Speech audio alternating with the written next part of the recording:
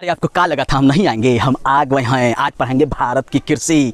पहले एगो ट्रिक से आपको बताते हैं कैसे याद रखिएगा। देखिए, भारत में हरित क्रांति के जनक कौन थे आपको पता ही है, और उसको ट्रिक से कैसे याद रखिएगा इसको देखिए। नानी के गाल अपना हाथ में बा, नानी के गाल अपना हाथ में बा, नानी के गाल अपना हाथ में बा। नानी से अर्थ हो गया नॉर्मन बोरलॉन्ग। इन्होंने हरित क्रांति की शुरुआत विश्व में किया था। सबसे पहले गाल से अर्थ हो गया गेहूँ, गेहूँ पर शोध किया था। प्रति हेक्टेयर उत्पादन बढ़ा था। रहने वाले कहाँ के थे? अमेरिका से। अपना का अर्थ हो गया अमेरिका के ही रहने वाले थे, नॉर्मन बोरलॉन्ग। हाथ का अर्थ हो गया हरित क्रांति की शुरुआत इन्होंने किया था। मे का अर्थ हो गया मैक्सिको में इन्होंने गेहूं पर शोध किया था।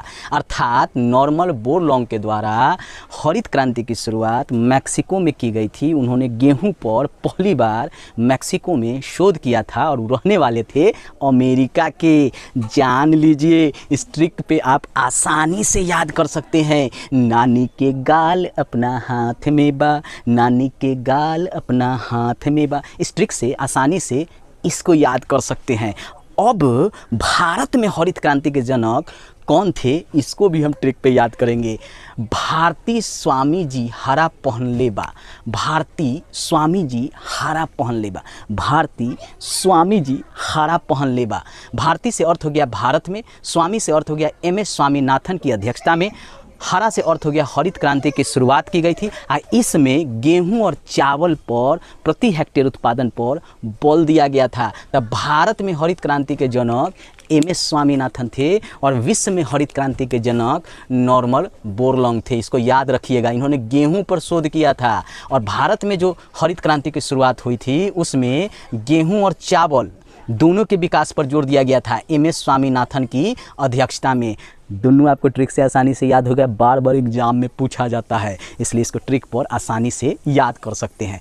अब देखिए, भारत में पहले सबसे ज़्यादा भूमि पर कृषि कार्य होता था। लगभग 80% लोग कृषि कार्य में लगे रहते थे। चूँकि उद्योग था नहीं, सेवा था नहीं करने के लिए, तो क्या करेंगे? कृषि करेंगे, उससे जो उत्पन्न होगा, उससे जो फसल उत्पन्न होगा उसको बेच के पैसा कमाएंगे। लेकिन जैसे जैसे भारत में विकास शुरू हुआ, उद्योग का विकास हुआ, सेवा का विकास हुआ, तो कृषि भूमि घटना शुरू हो गया। लोग जो है कृषि कार्य छोड़ के उद्योग में शामिल हो गए, सेवा करने लगे। ठीक है, तो लोग का परसेंटेज भी घटा। अब भारत में वर्तमान में 51% भाग पर ही कृषि होता है। वर्तमान में वन भारत में 21% भाग पर ही है। वर्तमान में 24% भाग जो है भारत में बंजर बा, जहाँ खेती उती नहीं होता है। वहाँ पर अधिकतर उद्योग लगाया जाता है, कल कारखाने लगाए जाते हैं।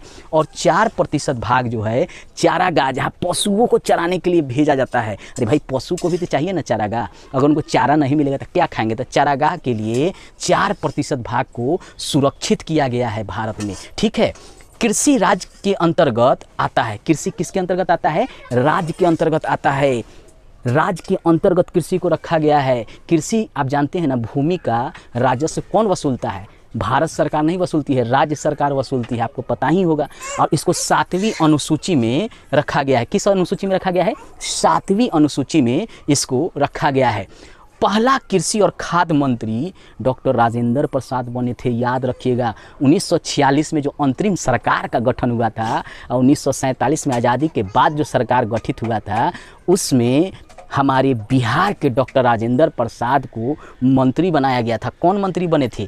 कृषि एवं खाद्य मंत्री बनाए गए थे। इसको याद रखिएगा। विश्व में सर्वाधिक संचित क्षेत्र जो है जहाँ पे कृषि होता है वो चीन के पास है। चीन में 21% भाग पर कृषि कार्य होता है। भारत में कम है, दूसरे स्थान पे है। 20% भाग पर ही भारत में कृषि होता है। इस चीज़ को आप याद रखिएगा। लास्ट में स्क्रीनशॉट भी ले लीजिएगा। अब चलिए हम यह जानते हैं कि अगर कृषि किया जाता है तो मौसम के अनुसार, चूँकि हमारे यहाँ गर्मी, वर्षा, ठंडा तीनों मौसम है, तो किस मौसम में किस फसल को बोया जाता है उसको भी हम जानेंगे। तो देखिए, 3 भागों में बांटा गया है, रबी फसल, खरीफ फसल और गर्मा फसल। गर्मा फसल को ही हम लोग जायद फसल भी कहते हैं। ऋतुओं के आधार पे, यानी मौसम के आधार पे जो है बांटा गया है। अब रबी फसल जो है उसको अक्टूबर नवंबर में बोया जाता है और मार्च अप्रैल में काट लिया जाता है। कब बोया जाता है? अक्टूबर नवंबर में। काट लिया कब जाता है? मार्च अप्रैल में। इसमें गेहूँ होता है, जौ होता है, चना होता है, मटर होता है, सरसों होता है, आलू होता है। कब? रबी फसल के अंतर्गत। ठीक है, टाइम पीरियड याद रखिएगा, कौन कौन सा फसल होता है बार बार पूछा जाता है। अब खरीफ फसल है, ये कब बोया जाता है? तो ये जून जुलाई में बोया जाता है, जून जुलाई में। काटा कब जाता है? तो नवंबर दिसंबर में इस फसल को काटा जाता है। इसके अंतर्गत धान, गन्ना, कपास, सोयाबीन, मक्का और भी कुछ फसल आता है, लेकिन ये मेन फसल है जो एग्ज़ाम में पूछा जाता है, जो खरीफ फसल के अंतर्गत बोया जाता है। गर्मा फसल मई जून में बोया जाता है और जून जुलाई में इसको हम काट लेते हैं। इसमें जूट, राई, ज्वार ये सब इसके अंतर्गत आता है। कौन कौन आता है? जूट, राई और ज्वार इसके अंतर्गत आता है। अब आइए, भारत में सबसे ज़्यादा भूमि पर किसकी खेती होती है इसको भी जानते हैं। देखिए, भारत में चावल जो है यानी धान का पैदावार सबसे अधिक भाग पर होता है। 47% भाग पर भारत में धान की खेती होती है, उसी से तो चावल निकलेगा।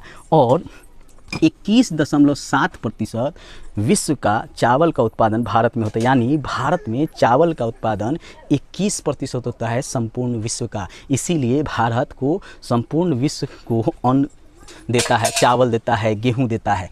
विश्व में सबसे ज़्यादा चावल का उत्पादन चीन करता है, भारत का दूसरा स्थान है। लेकिन भारत में सबसे ज़्यादा चावल का उत्पादन पश्चिम बंगाल और दूसरे स्थान पे उत्तर प्रदेश है।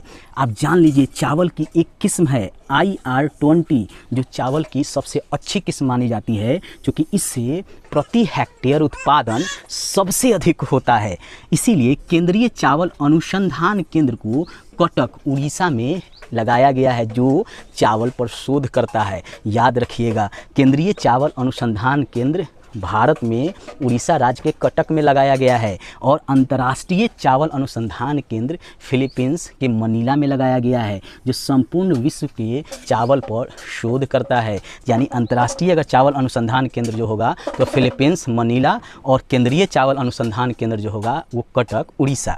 भारत में अब गेहूँ के बारे में जान लीजिए कि भारत में गेहूँ 14% भागों पर खेती किया जाता है, लेकिन संपूर्ण विश्व का 12% ही गेहूं का उत्पादन भारत में होता है। यानी भारत संपूर्ण विश्व का 12% ही गेहूं का उत्पादन करता है। विश्व में सबसे ज़्यादा गेहूं चीन में होता है और दूसरे स्थान पर भारत है। भारत में सबसे ज़्यादा उत्तर प्रदेश गेहूं का उत्पादन करता है, दूसरे स्थान पे मध्य प्रदेश है और तीसरे स्थान पे पंजाब है। भारतीय कृषि अनुसंधान केंद्र की स्थापना पूसा में किया गया था। याद है किस गवर्नर के समय में? तो उस समय गवर्नर थे लॉर्ड कर्जन साहब। इन्होंने ही पूसा में, जो बिहार में पड़ता है, उस समय भारतीय कृषि अनुसंधान केंद्र की स्थापना किया था, ताकि कृषि पर शोध किया जा सके। बाद में आज़ादी के बाद नई दिल्ली में इसको ले गया था, लेकिन उससे पहले ही ब्रिटिश काल में 1936 में ही इसका स्थान परिवर्तन कर नई दिल्ली में लाया गया। और आज़ादी के बाद जो है नई दिल्ली में ही रखा गया भारतीय कृषि अनुसंधान केंद्र को, और मुख्यालय भी दिल्ली में ही बनाया गया है। आप स्क्रीनशॉट ले लीजिए। दोस्तों, हमने कृषि को अच्छे ढंग से आपको पढ़ाया है, लेकिन ये कृषि का एक पार्ट है, भारतीय कृषि का एक पार्ट हमने पढ़ाया है। दूसरे पार्ट में जितने भी फसल है उसको लेकर आएंगे कि किस देश में कौन सा फसल सबसे अधिक होता है, भारत में कौन सा फसल सबसे अधिक होता है, और इसके अलावा भी बहुत कुछ लेकर आएंगे। इसलिए मेरा दूसरा वीडियो भी कृषि से संबंधित ज़रूर देखिएगा। लाइक सब्सक्राइब ठोक दीजिएगा, लाइक सब्सक्राइब ठोक दीजिएगा। धन्यवाद।